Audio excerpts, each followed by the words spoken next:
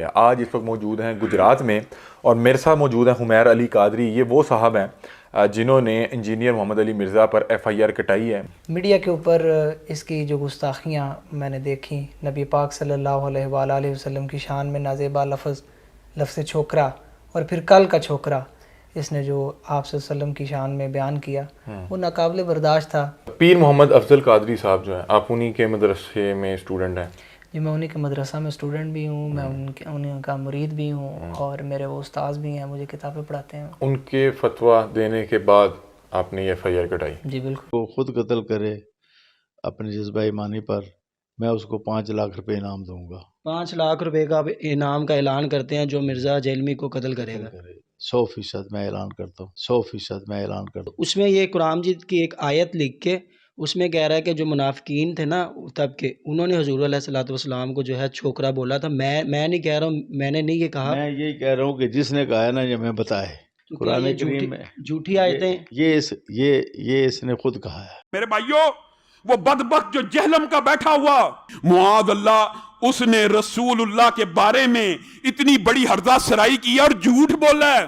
اس نے کہا ہے کہ یہودی کہتے تھے کہ رسول اللہ صلی اللہ علیہ وسلم معاذ اللہ ثم معاذ اللہ، ہم یہ لفظ نہیں کہہ سکتے، کل کے چھوکرے ہیں معاذ اللہ. دنیا میں آنے والے ہر پیغمبر کے ساتھ اس کی قوم نے جو پہلا اعتراض کیا بنیادی وہ یہی تھا کہ ہمارے باپ دادا پاگل تھے، انہوں نے کیا داڑیاں دھوپ میں سفید کی تھی؟ کیا ان کو کچھ پتہ نہیں تھا؟ یہ کل کا چھوکرا آ کر ہمیں یہ سمجھانے لگا ہے دین، یہ کل کا چھوکرا آ کر ہمیں یہ سمجھانے لگا ہے دین، یہ کل کا چھوکرا آ کر ہمیں یہ سمجھانے لگا ہے دین. یہ بکواس اس نے کی. وہاں موجود تھے ایک نوجوان زید بن ارقم، انہوں نے جا کے حضور کو بتا دیا. حضور نے بلایا، نہیں جی جھوٹ پتہ میں نے نہیں کہا، یہ چھوکرے نے پتہ نہیں کہاں سے سن لیا، یہ چھوکرا کیا ہے یہ، اور آپ اس کی بات مان رہے ہیں میرے معاملے میں. خاموش رہے حضور. پھر یہ آیات اتر گئیں جس نے چھوکرے کو صحیح ثابت کیا کہ کہا انہوں نے یہ. تو حضور نے فرمایا کہ لڑکے کے کان نے غلط نہیں سنا تھا. پھر یہ آیات اتر گئیں جس نے چھوکرے کو صحیح ثابت کیا کہ کہا انہوں نے یہ. تو حضور نے فرمایا کہ لڑکے کے کان نے غلط نہیں سنا تھا. پھر یہ آیات اتر گئیں جس نے چھوکرے کو صحیح ثابت کیا کہ کہا انہوں نے یہ. تو حضور نے فرمایا کہ لڑکے کے کان نے غلط نہیں سنا تھا. کیونکہ عیسائی سمجھتے تھے کہ جسے ہم خدا سمجھتے ہیں اس کے قاتل یہ ہیں، انہوں نے سولی چڑھایا ہے. یہودی سمجھتے تھے کہ کافر جو تھا، مرتد جو تھا، جادوگر تھا، ولد الحرام تھا، ولد الزنا تھا، اسے یہ خدا کا بیٹا بنائے پھرتے ہیں. اب یہ اس قدر یعنی کنٹراسٹ ہے اتنی ایک دوسرے کے خلاف کہ ان کے اندر کوئی پوائنٹ آف میٹنگ ہے ہی نہیں. السلام علیکم ناظرین، میں ہوں آپ کا میزبان علی حمزہ اور آپ دیکھ رہے ہیں نیو ڈیجیٹل. ناظرین، آج آپ کی ملاقات بڑی خاص شخصیت سے کروانے والے ہیں. آج ہماری خوش قسمتی یہ ہے کہ آج ہمارے ساتھ موجود ہے انجینئر محمد علی مرزا. آپ نے انہیں بہت سے ڈیجیٹل پلیٹ فارمز میں دیکھا ہوگا کہ یہ سوشل میڈیا کے تھرو لوگوں تک دین اور اس کی تعلیمات پہنچا رہے ہیں. اکثر تنقید کی زد میں بھی رہتے ہیں. کچھ لوگ کہتے ہیں یہ مرزائی ہیں یا کوئی نیا فرقہ بنا رہے ہیں. اور ان کے متعلق میں حال ہی میں ایک علامہ سے ملا تو انہوں نے مجھے کہا کہ یہ ایک فتنہ ہے. کتنا بڑا فتنہ ہے، علی بھائی سے بات چیت کرتے ہیں. السلام علیکم. جی وعلیکم السلام ورحمۃ اللہ وبرکاتہ. ولا حول ولا قوۃ الا باللہ. اللہم صلی علی محمد وعلی آل محمد. علی بھائی کیسے ہیں؟ اللہ کا شکر الحمدللہ. علی بھائی سوالات کیے جا سکتے جی کھل کے کریں آپ. یعنی وہ اینکرز جو ہوتے ہیں نا وہ بعض اوقات کہتے ہیں لوگ آپ کے بارے میں یہ کہتے ہیں، وہ کہہ رہے خود ہوتے ہیں، تو آپ خود بھی کہیں تو مجھے کوئی فرق نہیں پڑتا، میں تو انجوائے کرتا ہوں. آپ بات علی بھائی میرا یہ ذاتی خیال ہے کہ تمام ان سوالات کو سامنے رکھنا چاہیے جو لوگ نیچے کمنٹ سیکشن میں بتا رہے ہیں. جی کریں، پوچھنا چاہیے تھا یہ پوچھنا تھا، ورنہ مجھے کہیں گے کہ شاید علی بھائی نے کوئی میرے پہ پھونک ماری ہے اور میں اس طرح کے سوالات کر رہا ہوں. پھونک تو مار دیجیے سارا. علی بھائی میں ابھی کچھ دن پہلے ایک علامہ صاحب کے ساتھ بیٹھا ہوا تھا. جی جی آپ کا ذکر چھڑا، انہوں نے کہا ایک فتنہ. اور کیا لگتا ہے کہ کیوں آپ اتنی تنقید کی زد میں ہیں؟ میں آپ کو فالو بھی کرتا ہوں. میں نے کسی مسئلے پہ مجھے کوئی رہنمائی چاہیے، آپ کا شمار ان علماء میں ہوتا ہے جن کو میں سنتا ہوں اور پھر ایک یا دو علماء کو سن کے مجھے پتہ لگ جاتا ہے کہ یہ اسی طرح سے بات ہے، اس پہ میں عمل کرتا ہوں. کیا وجہ کہاں مسئلہ کہاں آ رہا ہے؟ تنقید کا نشانہ کیوں بنایا جاتا ہے؟ دیکھیں یہ سوال تو بیسیکلی ان علماء سے ہونا چاہیے جو فتنہ کہہ رہے ہیں. دیکھیں ایک بندے نے اتنا بڑا کلیم کیا میرے بارے میں فتنہ ہے، یا تو میں اس سوال کو پازیٹیولی لیتا ہوں. فتنہ عربی میں کہتے ہیں آزمائش کو، تو وہ علماء یہ کہنا چاہ رہے ہوں گے کہ میں آزمائش ہوں کہ میں ہر بات کی دلیل قرآن اور سنت سے پیش کرتا ہوں, اور اس کے مقابلے پہ آج تک ہم کہانیاں سناتے تھے, میں ان کے لیے آزمائش بن گئی ہوں کہ اب انہیں بھی پڑھ لکھ کے قرآن و سنت سے بات بتانا پڑے گی, ادروائز کہانیاں کسی نے نہیں سننی. تو میں پازیٹیولی لے رہا ہوں. اور اگر یہ نیگیٹولی انہوں نے فتنے کے لفظ کو استعمال کیا پنجابی کے اعتبار سے, تو جب انہوں نے یہ سٹیٹمنٹ دی کہ وہ فتنہ ہے, تو کوئی ایک آدھ غلطی تو بتائی ہوگی نا, کہ یہ ایک بات ہے جو قرآن و سنت کی روشنی میں وہ بالکل بلنڈر کر رہا ہے اور امت کا قبلہ خراب کر رہا ہے. ایک اسپیسیفکلی کوئی بات بتائیے تو آپ مجھ سے ڈسکس کریں. علی بھائی دیکھیں, میرا جو ناقص علم ہے وہ آپ یا ان علامہ صاحب جتنا تو نہیں ہو سکتا. ہاں نہیں, وہ کلیئر کریں. تو کچھ انہوں نے مجھے ایک آدھ بات بتائیں, جو مین بات ہے نا وہ بتائیں, تو میں اس کو کلیریفائی کروں. جو آپ کے سامنے رکھتا ہوں, اکثر کچھ ویڈیوز میں ہم نے دیکھا آپ کچھ بات کہتے ہیں, پھر کچھ لوگ سوالات اٹھاتے ہیں, پھر آپ اس پہ ایک وضاحتی ویڈیوز بناتے ہیں. آپ نے چھوکرا یا لونڈا یا اس طرح کے الفاظ استعمال کیے, آپ کو نہیں لگتا کہ اس طرح کے ورڈز؟ جی میں نے کوئی ایسے الفاظ استعمال نہیں کیے, یہ تو بات بالکل غلط ہے. میں نے کب ویڈیو دیکھی؟ ہاں نہیں, وہ جو ویڈیو آپ نے دیکھی ہے وہ یہودی کہا ہاں کرتے تھے. دیکھیں اب یہ بالکل ڈفرنٹ ہو گیا. ان پرنسپل اگر آپ یہ بات لیں گے نا تو پھر آپ تو قرآن سے بھی کافر ہو جائیں گے. قرآن میں سورۃ المنافقون میں اللہ تعالی نے فرمایا کہ یہ منافقین کہتے ہیں کہ جب ہم عزت والے مدینے میں داخل ہوں گے تو مدینے سے ذلیلوں کو نکال دیں گے. اور ذلیل کسے کہا؟ اللہ کے نبی علیہ السلام اور صحابہ کرام کو, کیونکہ اس کی اگلی آیت میں اللہ تعالیٰ فرماتا ہے کہ عزت تو اللہ, اس کے رسول اور اہل ایمان کے لیے ہے, لیکن یہ منافقین نہیں جانتے.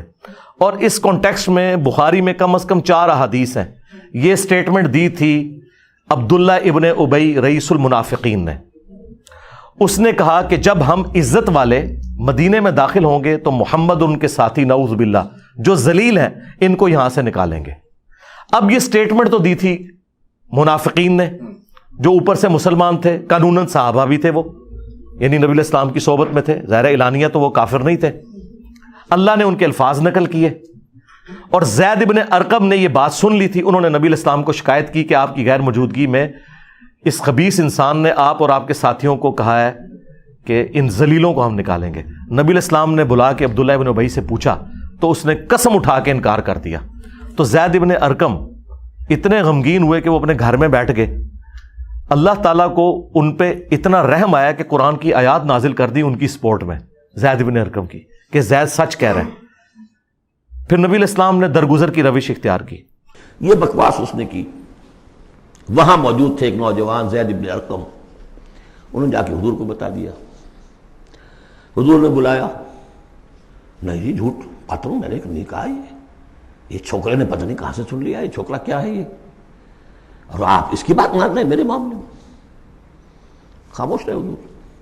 پھر یہ آیات اتر گئیں جس نے چھوکرے کو صحیح ثابت کیا کہ کہا انہوں نے یہ. تو حضور نے فرمایا کہ لڑکے کے کان نے غلط نہیں سنا تھا. پھر یہ آیات اتر گئیں جس نے چھوکرے کو صحیح ثابت کیا کہ کہا انہوں نے یہ. تو حضور نے فرمایا کہ لڑکے کے کان نے غلط نہیں سنا تھا. پھر یہ آیات اتر گئیں جس نے چھوکرے کو صحیح ثابت کیا کہ کہا انہوں نے یہ. تو حضور نے فرمایا کہ لڑکے کے کان نے غلط نہیں سنا تھا. تو جب ہم قرآن سے بیان کریں گے کہ منافقین کہتے تھے کہ نبی علیہ السلام اور ان کے ساتھی جو کہ ذلیل ہیں ان کو ہم مدینے سے نکالیں گے, جب یہ میں بات قرآن سے بیان کروں گا تو کوئی بیوقوف ہی سوچے گا نا کہ میں نے نبی علیہ السلام یا ان کے ساتھیوں کو کچھ کہا. یہ تو بہت بڑی بیوقوفی ہے یہ بات کرنا. یہ میں یہ کلیئر کرنے لگوں, آپ پورا مقدمہ سمجھیں. اس مقدمے کے تحت پہلے تو یہ میدان میں آئے نا اور یہ زید ابن ارقم کو بھی کافر کہیں کہ اس نے یہودیوں کی بات جو منافقین تھے وہ کوٹ کی. پھر قرآن میں اللہ نے وہ بات کوٹ کی, قرآن بھی گستاخ رسول ہو گیا نعوذ باللہ. تو یہ کیا جواب دیں گے کہ نہیں, نقل کفر کفر نہ باشد, یعنی جب کسی کافر کے ریفرنس سے آپ بات کرتے ہیں وہ آپ کا عقیدہ نہیں ہوتا. میں نے یہ بات کی تھی کہ علماء یہود جو ہیں وہ نبی علیہ السلام کے کمپیریزن اپنے آپ کو بڑا عالم سمجھتے تھے, عمر میں بھی وہ زیادہ تھے. نبی علیہ السلام کی دعوت انہوں نے قبول نہیں کی اور وہ یہ کہتے تھے کہ یہ کل کا چھوکرا آ کے ہمیں سمجھائے گا. علماء یہود کے ریفرنس ہے, نہ کہ میں نبی علیہ السلام کو کہہ رہا تھا. اور یہ تو قرآن میں بھی ہے کہ یہ نبی کو اس طرح پہچانتے ہیں جس طرح اپنے بیٹوں کو. ٹھیک ہے, اچھا, تو وہ نبی علیہ السلام کو اسی طریقے سے یعنی ینگ بوائز کی طرح دیکھتے تھے, اور یہ ان کی سٹیٹمنٹ ہے, نہ کہ میں نے نبی علیہ السلام کو کہا. اور دوسرا میں نے اس میں ریبٹل کیا تھا کہ یہ کوئی اتنا نٹوریس ورڈ بھی نہیں تھا، اگرچہ وہ یوز کرتے تھے تو ان کے ریفرنس یہ کہتے ہیں جی دکھائیں انہوں نے کہاں یوز کیا ہے، یہ سوال ہاں جی تو پہلے تو آپ یہ مانیں نا کہ پہلا تو جھوٹ علماء نے یہ بولا کہ میں نے کہا ہے، میں نے تو نہیں کہا، میں نے تو کافروں کے ریفرنس سے بات کی۔ اب اصول کھڑا کریں کہ اگر کوئی کافروں کے ریفرنس سے گستاخانہ بات کرے تو کیا وہ گستاخ ہوتا ہے؟ اگر ہوتا ہے تو زید بن ارقم بھی، اور سب سے بڑھ کر قرآن بھی گستاخ، کہ نبی اور ان کے ساتھی ذلیل، نعوذ باللہ، تو یہ کہیں گے نہیں۔ تو ان پرنسپل سیٹ ہوگی یہ بات کہ یہ گستاخی نہیں ہے، صرف بتائیں لکھی کہاں ہوئی ہے، گستاخی والا معاملہ ختم ہو گیا۔ تو پھر میں نے ان کو بتایا تھا کہ شستہ اردو کے اندر جب آپ مخالفین کے سارے جملوں کو جمع کرتے ہیں نا تو ایک ورڈک کے طور پر یہ اردو زبان کا محاورہ ہے۔ اب قرآن کو جب آپ اردو میں ٹرانسلیٹ کرتے ہیں تو کئی الفاظ ایسے یوز کرتے ہیں جو قرآن میں نہیں لکھے ہوئے، تو آپ مجھے کہیں گے بتائیں قرآن میں کہاں لکھا ہوا ہے؟ لگتا ہے یہ لینگویج بیریئر ہے۔ میں یہاں لینگویج بیریئر میں بتاتا ہوں، اردو زبان میں یہ عام محاورہ ہے کہ یہ کل کا چھوکرا آ کے مجھے سمجھائے گا۔ اب دیکھیں میرے ساتھ اللہ کی غیبی مدد آئی کہ پاکستان کا جو فیس ہے اہل حدیث کا، خلیل الرحمان صاحب، جو اسلامی پروگرام اور رمضان نشریات میں اہل حدیث کی نمائندگی کرتے ہیں، جیو کے اوپر، ARY کے اوپر اور باقی چینلز پہ، ان سے لائیو کوسچن ہوا جب دیوبندیوں نے اعتراض کیا اہل حدیث کے اوپر، تو جدے میں ایک بیٹھے ہوئے ان کے اینکر عاقل صاحب، انہوں نے سوال کیا ان کو آڈیو پہ لے کے، تو انہوں نے کہا کہ یہ ہمیشہ ہوا ہے جب کبھی بھی کوئی نبی کسی امت میں آیا ہے تو نبی کے مخالفین اس کو یہی کہتے ہیں کہ یہ کل کا چھوکرا آ کے ہمیں سمجھائے گا، ہم نے بال دھوپ میں سفید کیے ہیں، یہ چھوکرا ہمیں سمجھائے گا جو ہمارے ہاتھوں میں جوان ہوا۔ نبی کے مخالفین ہر نبی کے بارے میں یہی کہتے ہیں، انہوں نے سارے نبیوں کو چھوکرا کہہ دیا۔ میرے بھائیوں، وہ بدبخت جو جہلم کا بیٹھا ہوا، معاذ اللہ، اس نے رسول اللہ کے بارے میں اتنی بڑی ہرزہ سرائی کی اور جھوٹ بولا ہے۔ اس نے کہا ہے کہ یہودی کہتے تھے کہ رسول اللہ صلی اللہ علیہ وسلم معاذ اللہ ثم معاذ اللہ، ہم یہ لفظ نہیں کہہ سکتے، کل کے چھوکرے ہیں معاذ اللہ۔ دنیا میں آنے والے ہر پیغمبر کے ساتھ اس کی قوم نے جو پہلا اعتراض کیا بنیادی وہ یہی تھا کہ ہمارے باپ دادا پاگل تھے، انہوں نے کیا داڑیاں دھوپ میں سفید کی تھی؟ یا رب، کیا ان کو کچھ پتہ نہیں تھا یہ کل کا چھوکرا آ کر ہمیں یہ سمجھانے لگا ہے دین؟ یہ کل کا چھوکرا آ کر ہمیں یہ سمجھانے لگا ہے دین؟ یہ کل کا چھوکرا آ کر ہمیں یہ سمجھانے لگا ہے دین؟ اس دن سے جی ہمارے مخالفین مر گئے ہیں، کیوں؟ وہ ان کا سب سے بڑا فیض تھا۔ اب اس کو اردو کون سکھائے گا؟ تو میں نے کہا تھا کہ اگر کفر کا فتویٰ ہے تو لگاؤ اس کے اوپر، کیسے لگائیں؟ وہ بات ہی ٹھیک کر رہے ہیں، وہ کافروں کے ریفرنس سے بات کر رہے ہیں۔ یہ اللہ کی میرے ساتھ غیبی مدد آئی کہ انہوں نے وہ چیز بول دی اور اردو لنگوسٹک ان کو سکھا دی، چونکہ وہ اردو لنگوسٹک والے ہیں۔ اردو میں جب آپ کوئی بات کرتے ہیں تو اس طریقے سے ہی کرتے ہیں۔ اور آخری بات، یہ تو لفظ ہی کوئی نہیں، قرآن میں آیا کہ یہ کہتے ہیں نبی دیوانہ ہے، قرآن میں آیا کہ یہ کہتے ہیں کہ نبی کو پریشان خواب آتے ہیں، قرآن میں آیا یہ مجنون ہے، یہ پاگل ہے، اس کے اوپر جنات کا سایہ ہو چکا ہے، حتیٰ کہ نبی علیہ السلام کی بیوی پہ تہمت لگا دی۔ تو جب یہ سارے واقعات ہم بیان کرتے ہیں قرآن سے تو کیا ہم نبی کی توہین کر رہے ہوتے ہیں؟ نہیں، ہم کافروں کے ریفرنس سے بیان کر رہے ہوتے ہیں کہ وہ یہ بکواس کر رہے تھے، ہم تو جواب دینے والے اینڈ پہ بیٹھے ہوتے ہیں۔ یہی وجہ ہے کہ بعض اوقات ایتھیسٹ کے جو بڑے غلیظ قسم کے کوسچنز ہیں نا وہ میں ایڈریس ہی نہیں کرتا ڈرتے ہوئے، کیونکہ جب میں اس بات کو ریپیٹ کروں گا نا یہ میرے کھاتے میں ڈال کے اس کو کر دیں گے، اس لیے ایتھیسٹ کے جو غلیظ کوسچنز ہیں نا ان کو میں ان الفاظ کے ساتھ ایڈریس نہیں کرتا۔ مجھے خطرہ غیر مسلموں سے نہیں، مسلمانوں سے ہے، وہ کہیں گے یہ دیکھو اس نے نبی کو کیا کہہ دیا، نعوذ باللہ۔ اچھا، انجینئر محمد علی مرزا، یہ مفتی محمد علی مرزا یا علامہ محمد علی مرزا کیوں نہیں تھا؟ اگر ہم نے جی میں بتاتا ہوں، روایتی طور پہ یہی دیکھا، ہم جسے دین سیکھ رہے ہیں یا تو وہ علامہ ہے یا مفتی ہے یا وہ مولوی ہے۔ اگر یہ مفتی یا علامہ انجینئر محمد علی مرزا ہوتا تو علی حمزہ یہاں نہ بیٹھا ہوتا، کیونکہ اس طرح کے تو رول رہے ہیں مفتی اور علامے دنیا میں، شناخت پیدا کرنی لاکھوں کے حساب سے ہیں، ہماری بات کیوں سنی جا رہی ہے؟ اچھا، دوسری بات، میں اتھرائز ہی نہیں ہوں کہ علامہ مفتی لکھوں اپنے ساتھ۔ ویسے ڈاکٹر اقبال نے بھی کسی مدرسے سے ڈگری نہیں حاصل کی تھی، لیکن سارے مولوی علامہ اقبال کہتے ہیں۔ میں اسے پوچھتا ہوں اس کے پاس کون سی ڈگری ہے، علامہ کہاں سے ہو گیا؟ اے پھکی دیتی جے میں ڈاکٹر اقبال کو دیوبند اور بریلویوں کی کوئی ڈگری حاصل تھی تو علامہ کہاں سے ہو گیا؟ وہ ڈاکٹر اقبال کے ہیں نا، یہ کہتے ہیں علامہ اقبال نے فرمایا۔ اچھا، علامہ اقبال فرمان اور انجینئر صاحب بکواس یاد کرن، تو میں پھر بھی انجینئر ہے نا۔ وہ ڈاکٹر تھے فلسفے کی فیلڈ میں، اور میں نے انجینئرنگ کی، میکینیکل انجینئرنگ، اور اس کے بعد میں جب دین کے میدان میں پبلکلی سامنے ہوں. ویسے تو میں نے بچپن سے ہی دین کا علم حاصل کیا ہے. میں تو یعنی میٹرک سے بھی پہلے کتابیں پڑھتا ہوں, اور تمام مکاتب فکر کا میں نے کمپیریٹیو اسٹڈی کرنے کے بعد 2010 میں ریکارڈنگ شروع کی ہے. اس کے پیچھے میری 15-20 سال کی محنت ہے, اور اب یہ بھی آپ اگر ایڈ کریں تو آلموسٹ 25-30 سال کا میرا ایکسپیرینس ہے, اور میں ہر چیز ریفرنس سے بیان کر رہا ہوں. وہ ریفرنس غلط نکلے آپ مجھے پکڑیں. کوئی خاص مومنٹ تھا جس سے آپ کی جو زندگی ہے اس نے اس طرف ٹرن لیا؟ نہیں, میں کوئی اس طرح کا ہے ہی نہیں ہوں نا کہ جس طرح جنید جمشید صاحب تھے, گانا گاتے گاتے اچانک وہ نعتیں پڑھنا شروع ہو گئے. نہیں, میں تو شروع سے ہی اسی فیلڈ میں ہوں. یہ جو پگڑی آپ دیکھ رہے ہیں یہ میں میٹرک میں بھی باندھتا تھا, نماز میں اس وقت بھی پڑھتا تھا, اعتکاف میں اس وقت بھی بیٹھتا تھا. میں بالغ ہونے سے پہلے 5 وقت کی نماز پڑھتا ہوں. داڑھی میری سچی ہے, میں نے داڑھی کبھی بھی شیو کیا چھوٹی کچھ بھی نہیں کیا.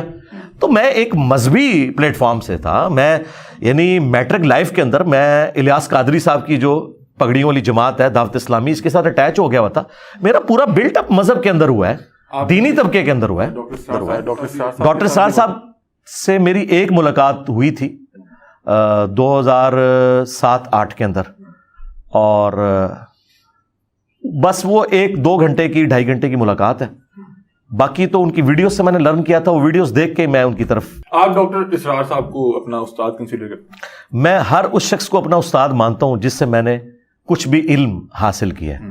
ڈاکٹر اسرار صاحب بھی میرے استاد ہیں, مولانا اسحاق صاحب بھی میرے استاد ہیں, جاوید احمد غامدی صاحب بھی میرے استاد ہیں, پیر نصیر الدین نصیر صاحب بھی میرے استاد ہیں, غلام رسول سعیدی صاحب بھی میرے استاد ہیں, الیاس قادری صاحب بھی میرے استاد ہیں. میں نے سب سے کچھ نہ کچھ سیکھا ہے, اور سب کا میرے اوپر احسان ہے.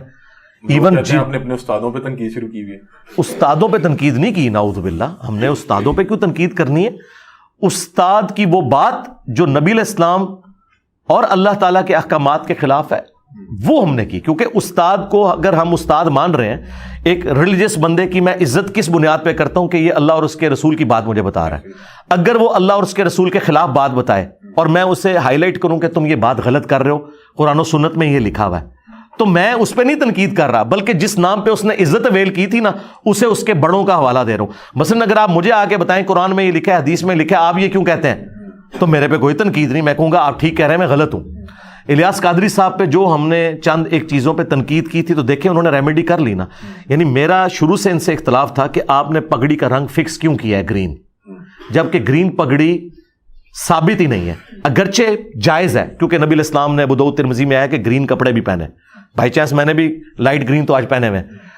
تو اپنے اصل میں کسی بھی رنگ کی پگڑی آپ پہن سکتے ہیں, لیکن جب آپ فکس کرتے ہیں وہ ایک کلٹ اور جماعت بن جاتی ہے. میں دیکھیں کبھی وائٹ پہنتا ہوں کبھی بلیک پہنتا ہوں, کیونکہ سنت سے یہ دونوں ثابت ہیں. لیکن میں نے اس ربیع الاول میں کم از کم 4 نشستیں 3-3 گھنٹے کی گرین پگڑی میں ریکارڈ کروائی ہیں اس مت کو توڑنے کے لیے. تو الیاس قادری صاحب نے اپنی جماعت بنانے کے آلموسٹ سمجھ لیں 30-35 سال کے بعد یہ بات مان لی, آج انہوں نے پگڑیوں کا رنگ چینج کر دیا. تو دیکھیں نا, جو اصلاح کے لیے تنقید کی تھی اس کا فائدہ تو ہوا ہے. تو اس کا مطلب ہے اس وقت جن لوگوں نے مجھے غلط کہا کہ آپ یہ غلط ان کے اوپر اعتراض کر رہے ہیں, ان کو تو مجھ سے معافی مانگنی چاہیے. اچھا, آپ نے یہ جو اپنے استاذہ کے نام لیے, آپ نے ان سے کیا ان کی کوئی DVD یا ان کے بیانات سے سیکھا, یا آپ باقاعدہ طور پہ کسی مدارس یا کسی؟ نہیں, مدارس کے اندر تو نہیں, اللہ معافی دے. دیکھیں مدارس کی اگر آؤٹ پٹ یہ ہوتی تو مدارس مل کے کوئی ایک مودودی پیدا کر دیتے, ایک کوئی احمد دیدات پیدا کر دیتے, کوئی انجینئر علی مرزا پیدا کر دیتے, کوئی نعمان علی خان پیدا کر دیتے. مدارس نہیں یہ کام کر سکتے, اس سسٹم کی آؤٹ پٹ یہ ہو نہیں سکتی. آپ نے اٹ سیلف سیکھا؟ جی میں نے اٹ سیلف کیا سیکھا میرے بھائی, میں نے انہی سے سیکھا. مثلا آپ اگر مجھے پوچھیں کہ میں نے قرآن کس سے سیکھا, تو احمد بریلوی صاحب سے. تو آپ مجھ سے پوچھیں گے بھائی احمد بریلوی صاحب تو 1921 میں فوت ہو گئے تھے, اور میں 1977 میں پیدا ہوں, تو میں نے ان سے کہاں سے سیکھا؟ جی میں نے اس لیے سیکھا کہ احمد بریلوی صاحب نے مرنے سے پہلے میری لینگویج کے اندر قرآن کو ٹرانسلیٹ کیا. ان سے زیادہ عربی ان کے زمانے میں بھی اور آج بھی کوئی نہیں جانتا. کوئی بریلوی مانے گا مجھے ان سے زیادہ عربی آتی ہے؟ ان سے زیادہ اردو دان بھی کوئی نہیں تھا, وہ بریلی کے رہنے والے تھے. تو انہوں نے اپروپریٹ ٹرانسلیشن کی قرآن کی عربی سے اردو میں. اب وہ آ گئی میری لینگویج میں, مجھے بس اردو آنا ضروری ہے, تو اردو اللہ کے فضل سے مجھے آتی ہے. جس طرح صحابہ کرام پڑھے لکھے نہیں تھے, لیکن چونکہ عربی ان کی زبان تھی, قرآن جب عربی میں انہیں سنایا گیا انہیں سمجھ آ گئی. تو احمد بریلوی نے کاروبار کے لیے ترجمہ نہیں کیا, اس لیے کیا تھا کہ میرے مرنے کے 50 سال کے بعد جب انجینئر صاحب پیدا ہوں گے نا تو مجھ سے استفادہ کر سکے. تو میں نے کر لیا الحمدللہ. میں یہاں پہ آپ سے سوال, آپ کی بات سے ہی کہ جو صحابہ کرام تھے عربی جانتے تھے لیکن وہاں پہ ایک استاد بھی موجود تھا. آپ کو لگتا ہے کہ اگر مجھے انگلش آتی ہے تو میں کوئی بھی چیز سیکھ سکتا ہوں بغیر استاد کے, یا استاد بہرحال ضروری؟ یہ مثال جو دو مختلف آپ دے رہے ہیں یہاں ہے, نبی علیہ السلام صحابہ کرام کے استاد تھے, ٹھیک ہے. نبی علیہ السلام جب فوت ہوئے پھر صحابہ کرام کا استاد کون تھا؟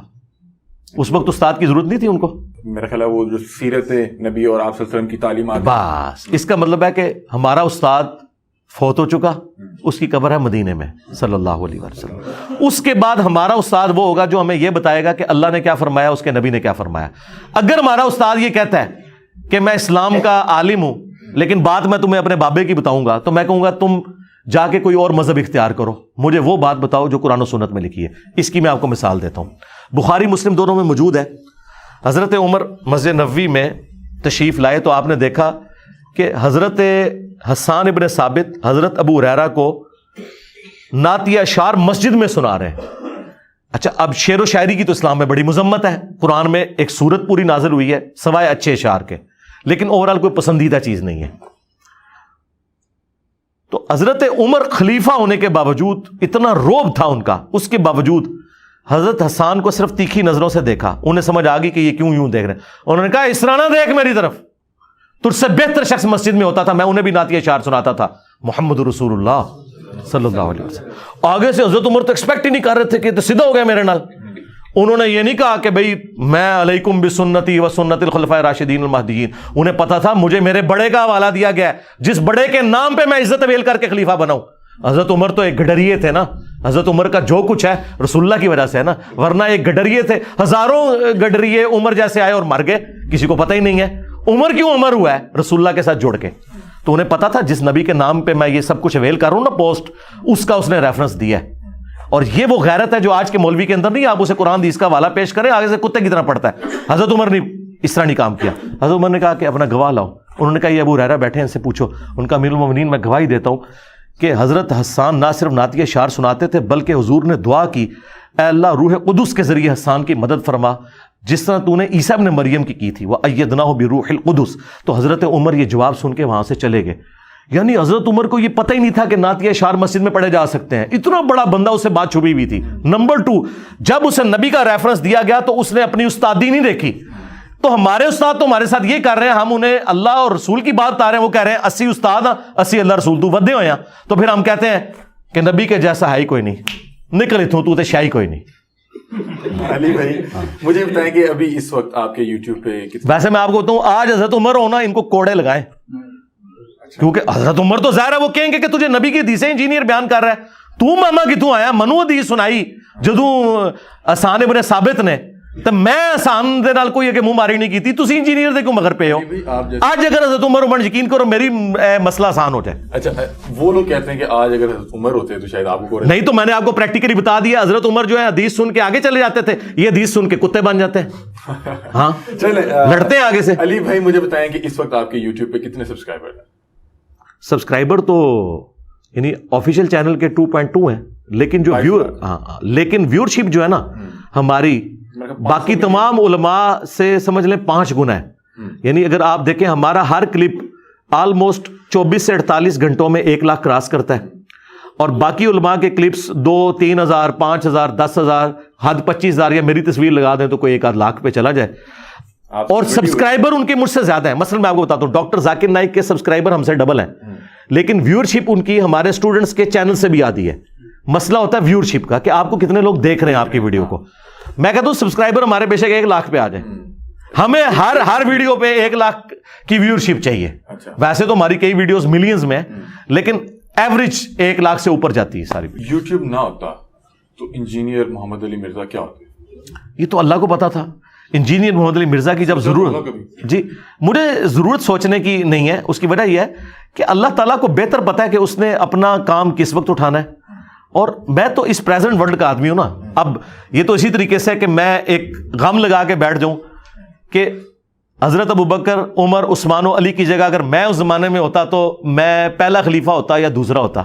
بھائی وہ اس زمانے کے لیے سوٹ کرتے تھے, میں اس زمانے کے لیے سوٹ کرتا ہوں. یا میں امام بخاری مسلم کے زمانے میں ہوتا تو بخاری میں نے لکھی ہوئی ہوتی یا مسلم میں نے لکھی ہوئی ہوتی. میں اپنے اس زمانے کا یعنی جواب دوں, یہ تو اللہ کی مرضی ہے. میں آپ سے پوچھ رہا ہوں کہ اگر یہ پلیٹ فارم نہ ہوتا تو میں اس کا جواب یوں دیتا ہوں, ہاں یہ میں اس کا جواب یہ دیتا ہوں کہ اگر یوٹیوب نہ ہوتا تو شاید یہ اس طرح دعوت نہ پہنچتی, اور اگر نبی علیہ السلام دنیا میں مسجد کا رخ کرتے, ہاں جی, اگر نبی علیہ السلام دنیا میں نہ ہوتے تو ابو بکر عمر عثمان اور علی کے نام کے بندے ہی کوئی نہ دنیا میں ہوتے, تو میں تو شاہی کوئی نہیں. میں آپ سے پوچھا یہ پلیٹ فارم نہ ہوتا تو آپ یہ مسجد نہیں مسجدوں سے تو مسجدوں نہیں کیوں رخ کریں. اچھا مجھے بتائیں کہ آپ کے جو چینلز ہیں میں نے سنا کہ مونیٹائز نہیں ہے, اس میں حقیقت ہے؟ مونیٹائز ویڈیو ایڈز کے اعتبار سے نہیں ہے, تو آپ کے کاغذوں میں تو وہ مونیٹائز نہیں ہے, کیونکہ آپ کو پتا ہے ساری کی ساری انکم ویڈیو ایڈ سے ہوتی ہے. جے پی جیز امیجز جو ہیں وہ تو نیگلیجبل ہے, تو وہ ویڈیو ایڈز ہم نے اس لیے آن نہیں کیے کہ اس کے اوپر ہمارا کیٹیگری کے پوائنٹ آف ویو سے تو کنٹرول ہے, لیکن اسپیسیفکلی ہر ایڈ کے اوپر کنٹرول نہیں ہے. یہاں شیونگ بلیڈ کے اشتہار میں بھی ایک عورت بے پردہ سامنے لے آتے ہیں, اور جو یورپ اور امریکہ میں اشتہارات چلتے ہیں وہ انتہائی بےہودہ ہوتے ہیں.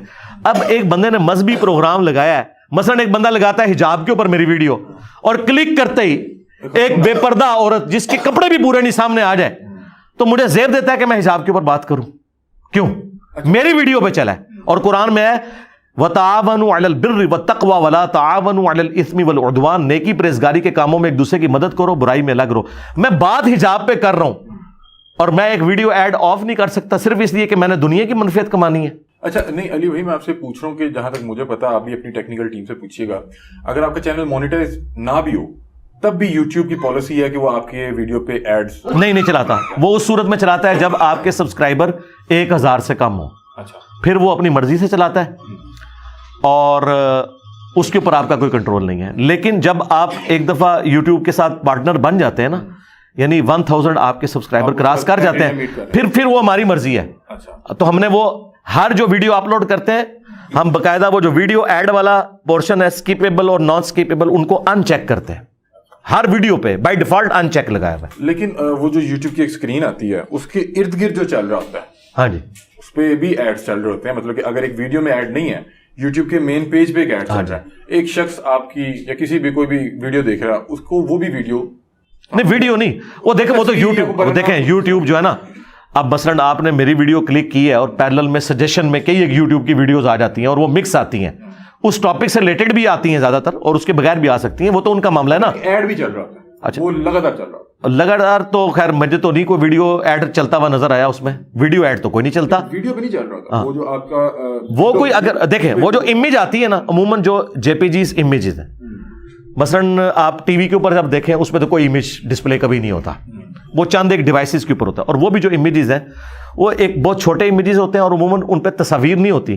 زیادہ تر وہ جو چیز ہے مثلاً کوئی موبائل کمپنی ہے اس کا اشتہار لکھا ہوتا ہے, کوئی آفر لکھی ہوئی ہوتی ہے بہت بڑی کر کے, یا کوئی کپڑے کا اشتہار ہوتا ہے, تو اس طرح کے معاملات ہوتے ہیں, اس میں وہ والے معاملات نہیں ہوتے. آپ کو نہیں لگتا کہ اگر آپ یہ مونیٹائزیشن آن کر دیں اور یہ جو کروڑوں روپے آپ کے ویوز کی مد میں آئے گا, آپ اسے کوئی فلاحی کام کر سکتے ہیں جس طرح سلطانہ ڈاکو نے کیا.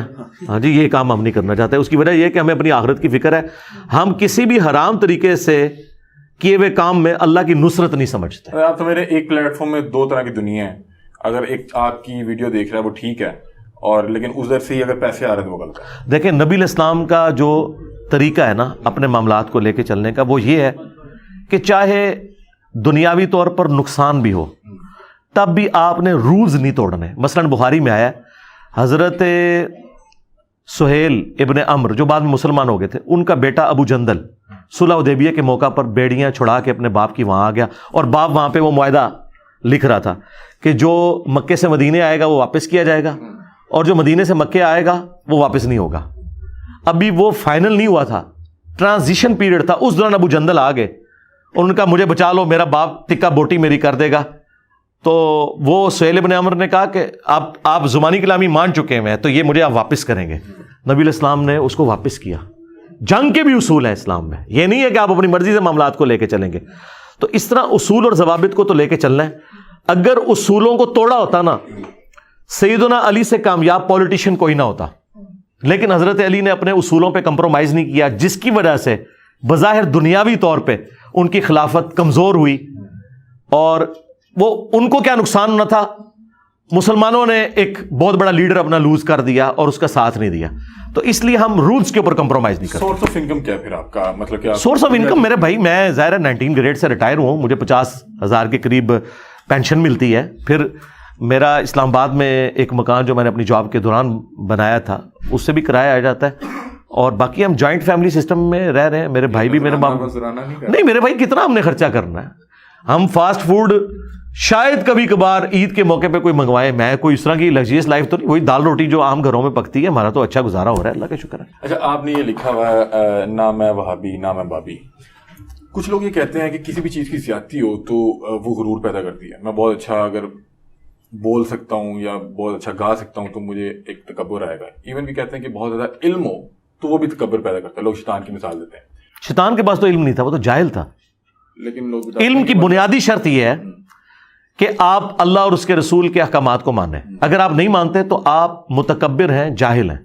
इल्म वाले थे हजरत जिब्राइल अलैहिस्सलाम, जिन्होंने फरिश्तों का पैगंबर होकर भी, फरिश्तों का सरदार होकर भी एक मट्टी के पुतले को सजदा कर दिया अल्लाह के कहने पे। इल्म ये है, इल्म से कभी तकब्बुर नहीं आता।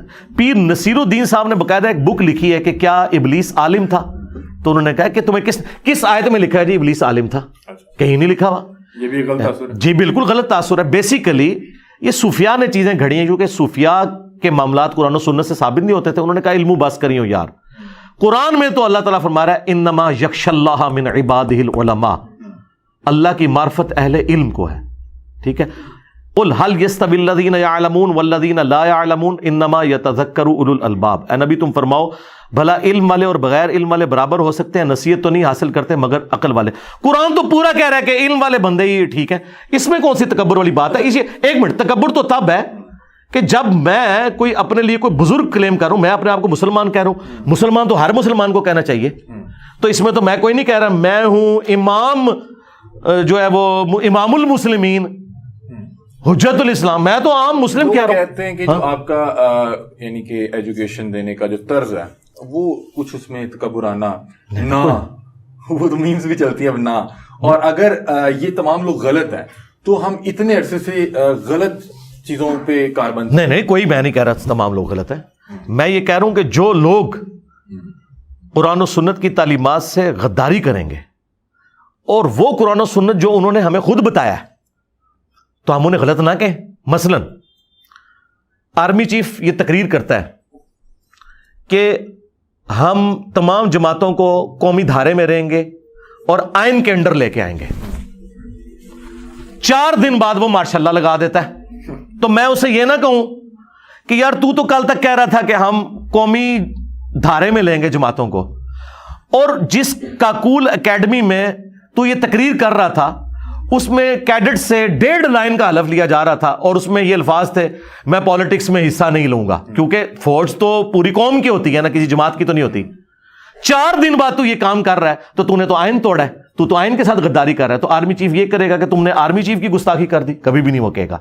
और देख लें आज आर्मी ने मान लिया कि हमारे जितने बड़े डिक्टेटरशिप करते नहीं ये गलत है, चाहे हमारे कहने पर माना या खुद इन्होंने जिल्लत काट के माना, मान लिया ना, और काम एपॉलिटिकल हो गए। तो जो लोग उस वक्त कहते थे कि आप सियासत में दखल ना दें, इनको ये गद्दारे वतन कहते, तो इसका मतलब है तो ये मुझे अगर गद्दारे दीन कह रहे हैं तो मैं गद्दारे दीन नहीं हूं। मैं इनको बता रहा हूं कि तुमने मुझे खुद कहा था कि कुरान में ये लिखा हुआ है इय्याका नअबुदु व इय्याका नस्तईन, और तुम हर कब्र को देख के उसके सामने सजदा करते हो। तो तुमने ही तो मुझे बताया था तौहीद कुरान में लिखी हुई है और खुद तुम ये काम कर रहे हो, तो गद्दार तो तुम हो। मैं तो तुम्हारी बताई हुई, ये बुखारी मुस्लिम मैंने लिखी है क्या? आज मैं अगर नमाज का तरीका इससे बताता हूं और मैं कहता हूं तुमने बचपन से हमें कहा कि बगलों में बुत रख के आते थे, रफुल दैन होता था, तो इमाम बुखारी इमाम मुस्लिम ने तो लिखा है कि नबी अलैहि सलाम नमाज ही इस तरीके से पढ़ते थे। तो अब मैं तेरी बात मानूं या तेरी बताई हुई किताब की बात? तो अब तुम खुद अपनी किताब के साथ गद्दारी कर रहे हो, और ओपन नहीं, ये ओपनली कोई नहीं कह सकता मैं बुखारी मुस्लिम को नहीं मानता, लोग इनको मेमोरों से खींच लेंगे। तो बुखारी मुस्लिम को मान रहे हैं, उसकी नहीं मान रहे। अच्छा अली भाई, इख्तिताम की तरफ चलते हैं। 2 सवाल लास्ट हैं और उसके बाद एक मैं आपसे ना कुछ लोगों के मुतालिक आपकी राय पूछूंगा। एक ये बताएं कि मुनाजरा क्या है? हमने सोशल मीडिया पे देखा मुफ्ती तारिक मसूद साहब हैं, वो आए जहलम, उन्होंने कहा कि ये शख्स मुनाजरे से भाग गया। एक वहाबी आलिम है, उन्होंने भी मुझे कहा कि मैं इनसे मुनाजरा करना चाहता हूँ। मुनाजरा है क्या? दूसरा मुझे ये बताएं कि इसकी इस्लामी एतबार से क्या हैसियत है मुनाजरे की? पहली बात है, हमने एक सेकंड क्वेश्चन पूरा होने दे। تھرڈ مجھے یہ بتائیں کہ ہم بہت سے ایسے مسائل پہ بات کرتے ہیں, ہم 1400 سال بعد ہمارے تک دین پہنچا کتابوں سے, کیا میرے سے سوال یہ کیا یہ تو تینوں الگ سوال ہے نا, اس طرح تو نہیں جواب دیا جاتا میرے بھائی. ایک ایک کر کے ایک بات آپ مجھے کہہ رہے ہیں فجر کی رکعتیں بھی بتا دیں, صلاۃ و تسبیح کا طریقہ بھی بتا دیں, سجدہ شکر کا طریقہ بتا دیں, ایک سوال تو نہیں ہے نا, ایک بات کریں. آپ مناظرے کا بتائیں. مناظرہ ایک منٹ, دو الگ ہوگی. پھر پہلی بات پہ ہے. مناظرہ کہتے ہیں آمنے سامنے بیٹھ کے بات کرنا, ٹھیک ہے. قرآن میں تو مناظرے کا لفظ نہیں ہے, قرآن میں مجادلہ آیا ہے, علمی ڈیبیٹ کرنا, انگلش میں علمی ڈیبیٹ, اس کو کہتے ہیں مناظرہ. اور جو آمنے سامنے بیٹھ کے ہو نا, اس مجادلے کو مناظرہ کہا جاتا ہے. یعنی ہم ایک دوسرے کے آمنے سامنے بیٹھے ہوئے ہیں, فیس ٹو فیس کو عربی میں مناظرہ کہا جاتا ہے. مناظرہ ہو رہا ہے علمی طور پہ. اچھا, تو نہ میں نے کسی کو مناظرے کا آج تک چیلنج کیا, نہ مجھے آ کے کسی نے مناظرے کی بات کی. طارق مسعود صاحب بھی یہاں جو تشریف لائے تھے, انہوں نے یہ تو نہیں کہا مناظرہ کرنا ہے, ان کا میں نے ملاقات کرنی ہے اور گفتگو کرنی ہے. مناظرے کی تو کبھی بات ہی نہیں ہوئی ملاقات. ہاں نہیں, ملاقات نہیں ہوئی, نیکسٹ ٹائم انشاءاللہ ہو جائے گی. چونکہ وہ جس طریقے سے آئے تھے نا, اس پہ ہمیں اعتراض تھا. ویسے وہ اگر انہوں نے مجھے ملنا ہوتا, آپ بھی تو آئے نا, ہر اتوار کو یہاں پوری دنیا آ کے ملتی ہے مجھے, تو اتوار کو آتے, وہ منگل کو آئے تھے, اور ان کا رابطہ مجھ سے پہلے بھی تھا. اگر وہ مجھ سے رابطہ کر لیتے, ٹائم لے لیتے, اسی دن حمزہ علی باسی اور غامدی صاحب کے داماد حسن الیاس بھائی اسی دن آئے تھے, لیکن انہوں نے 2 ہفتے پہلے سے ٹائم لیا ہوا تھا, تو ان کو میں ملا تھا. تو اگر وہ ٹائم لے لیتے, اس طرح تو نہیں ہوتا کہ میں آپ کو ملنے جاؤں اور آپ کے گھر باہر جا کے میں کو نکل باہر میرا مل, اس طرح تو نہیں ہوتا. یہ تو کسی بھی مہذب دنیا میں اس کو اچھا نہیں سمجھا. علی بھائی مجھے بتائیے گا کہ اسلام میں جو طرز سیاست ہے وہ کیا ہے؟ وہ جمہوریت ہے, وہ آمریت ہے, وہ کیا ہے؟ آپ تو اپنے اب خود ہی سوال بھول گئے ہیں جو آپ نے پیچھے کیے ہیں, ایک ایک کر کے آگے آئے نا, جو آپ نے ایک سانس میں اتنے سوال پڑھتے ہیں. یہ بھی کہی جا رہا ہے کہ جلدی کرنا. نہیں, کون کہہ رہا ہے جلدی؟ کوئی بھی نہیں یار, بیٹھ جاؤ. کس نے کہا جلدی؟ یہ تو میں نے ڈیسائیڈ کرنا نا. دوسرا سوال, بیٹھ جائیں یار, بیٹھ جاؤ تسلی سے, بیٹھو. ایک منٹ رک جاؤ. آپ کو جن لوگوں سے تکلیف ہو رہی میں ان کو بٹھا تو دوں نا, وہ خام خواہ مصیبت بنے ہوئے آپ کے لیے, ٹھیک ہے. یہ تو میں نے ڈیسائیڈ کرنا ہے, آپ 6 بجے تک کریں, آپ پاس ٹائم ہے, کوئی مسئلہ نہیں. اچھا, میں آپ سے دوسرا سوال یہ کر رہا تھا کہ اکثر حضرت امیر معاویہ کو لے کے ہمارے ہاں ایک بحث چھڑ جاتی ہے. میں آپ سے یہ پوچھ رہا ہوں کہ جو دین 1400 سال بعد میرے تک کتابوں سے اور علماء کے ذریعے پہنچا ہے, میرے سے کیا ان معاملات کے متعلق سوال کیے جائیں گے کہ یہ فلاں صحابی کے ساتھ آپس کا تعلق کیسا تھا, یا ان کا پولیٹیکل ویو کیا تھا, یا میرے سے کیونکہ میرے تک یہ دین 1400 سال بعد پہنچا ہے, تو میرے سے میرے یہ نماز, روزہ, حج, زکوٰۃ, اس کے متعلق سوال ہوں گے؟ جی دونوں ہوں گے, دونوں کی اپنی جگہ اہمیت ہے. اس کی وجہ یہ ہے کہ انہی علماء سے پوچھیں کہ آپ لوگ بچپن سے ہمیں بتاتے تھے کہ نبی علیہ السلام نے فرمایا کہ اے علی تیری وجہ سے 2 فرقے جہنم میں جائیں گے, ایک تیری محبت میں غلو کر کے, ایک تیری دشمنی میں. تو جس شخص سے میری جنت اور جہنم جڑی ہوئی ہے تو پیچھے کیا بات رہے گی؟ تو اس کا مطلب ہے اس بندے کے بارے میں مجھ سے سوال ہونا ہے نا.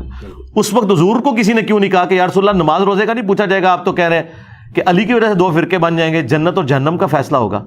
اور مسلم شریف کی حدیث, یہ جو میں نے حدیث بتائی, یہ فضائل صحابہ احمد بن حنبل کی کتاب میں, مشکات میں بھی ہے, مسند احمد میں. اس طریقے سے نبی صلی اللہ علیہ وآلہ وسلم کی حدیث مسلم میں کہ علی سے محبت نہیں رکھے گا مگر مومن, علی سے بغض نہیں رکھے گا مگر منافق. حضرت علی کی محبت یہ میرا ایمان ہو گئی. آپ تو کہیں گے جی محبت کہاں سے ایمان ہوگی؟ ایمان تو ہو گیا اللہ, رسول, فرشتوں, کتابوں کو ماننے کا نام, یہ علی بیچ میں کہاں سے آ گیا؟ تو یہ آپ مجھے کہہ رہے ہیں یا اللہ کے نبی کو کہہ رہے ہیں؟ اللہ کے نبی کو کہہ رہے ہیں. تو اللہ کے نبی سے پوچھنے کی ضرورت تو آپ ہی کر سکتے ہیں, میں تو اپنے نبی کا, ہاں جی آپ نہیں کر رہے, لیکن وہ مولوی تو کر رہے ہیں نا. ہاں دیکھیں, آپ کو تو ڈر آیا, لیکن جن مولویوں کے آپ نے سوال کیا انہیں خوف خدا نہیں. ہم ان کو یہی کہتے ہیں تم نے مرنا نہیں ہے, آپ کہاں اٹھے, کاش اتنا ایمان ان کے اندر بھی ہو.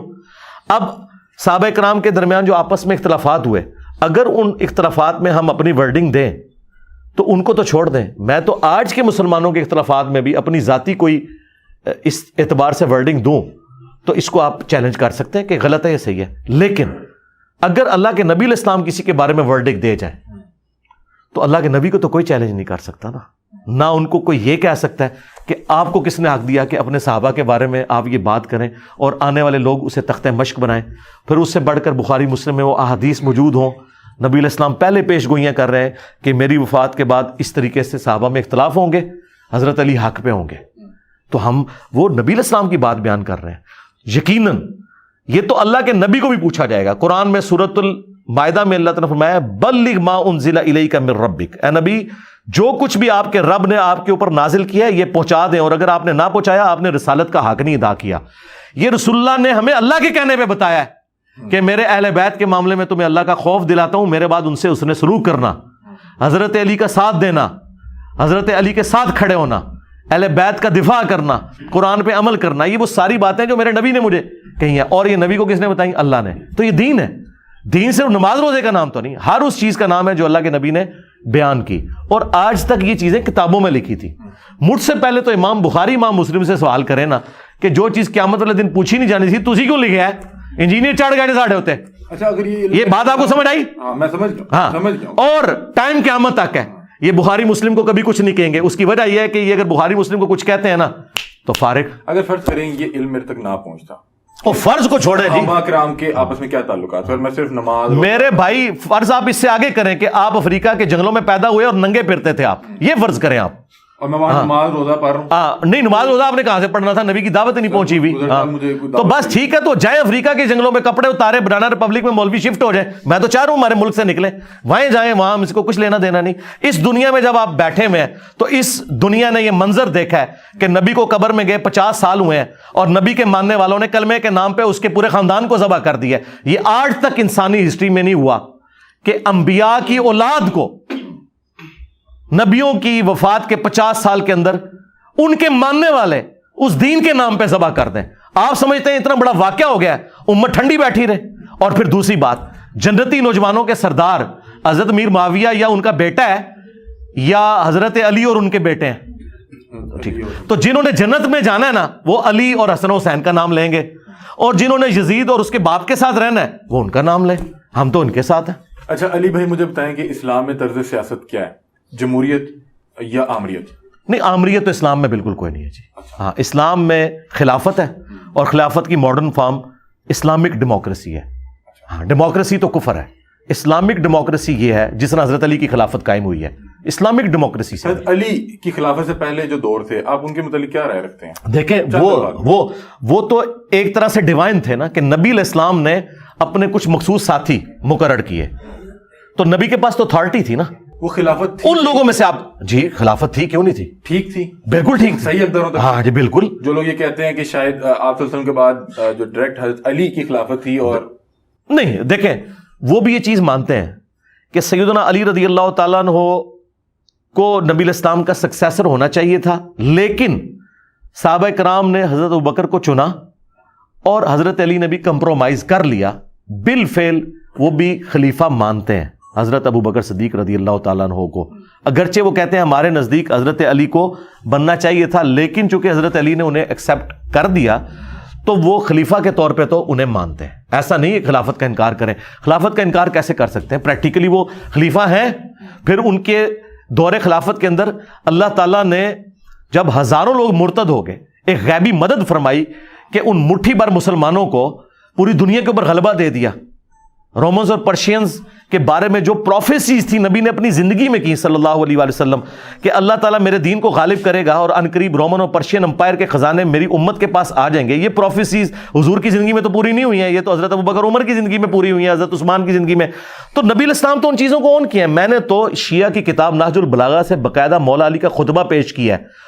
انہوں نے سورہ نور کی آیت کو کہ جو لوگ دین پہ چلنے والے ہیں عنقریب ہم انہیں زمین میں خلافت دیں گے، اس آیت کو انہوں نے حضرت ابوبکر عمر کی خلافت کی دلیل کے طور پر پیش کیا ہے کہ اللہ نے انہیں خلیفہ مقرر کیا ہے. پھر حضرت معاویہ رضی اللہ تعالیٰ نے جب بیعت نہیں حضرت علی کی تو حضرت علی نے جو خط لکھا ہے جو شیعہ کی کتاب میں نہج البلاغہ کے اندر، اس میں انہوں نے کہا ہے کہ مجھے انہی اصحاب نے خلیفہ چنا ہے جنہوں نے ابوبکر عمر اور عثمان کو چنا تھا، اور جن کو وہ لوگ خلیفہ چنے وہ اللہ کا چننا ہے. یہ پوائنٹ ٹو بی نوٹڈ. شیعہ آدھی بات کو تو لیتے ہیں کہ جی وہ تو پھکی دے رہے تھے حضرت معاویہ کو کہ اگر تم ان کو مانتے تھے تو مجھے بھی مانو. نہیں، انہوں نے اینڈ پہ کہا جو ان سے مخالفت کرے وہ اللہ کا مخالف ہے. اس کا مطلب ہے کہ اللہ کی چنی ہوئی خلافت حضرت علی مانتے تھے ابوبکر عمر عثمان کی خلافت کو. اچھا یہ بہت سی سیریس باتیں کر لی، اب تھوڑا سا لائٹ اینڈ نوٹ پہ آتے ہیں. نہیں وہ آپ جو سوال ایک سانس میں کر گئے تھے پھر ریپیٹ کریں. نہیں وہ مجھے جواب مل گئے اور وہ جواب جو ہیں ویور کے لیے تھے. اچھا پرسنل لائف کے متعلق بتائیں، آپ کا لائف سٹائل کیا ہے؟ کس عمر میں شادی اور کتنی شادیاں اکثر مفتی کی 2 3 4؟ یار میں تو ایک شادی بڑی مشکل سے گزار رہا ہوں. اس کی وجہ یہ ہے کہ جو بندہ دین کے کام کے لیے وقف ہوتا ہے اس کی اپنی مصروفیات ہوتی ہے.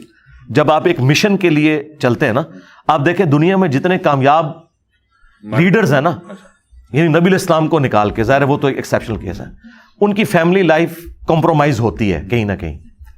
میں تو اللہ کا شکر ہے کہ پوری کوشش کرتا ہوں کہ کمپرومائز نہ ہو.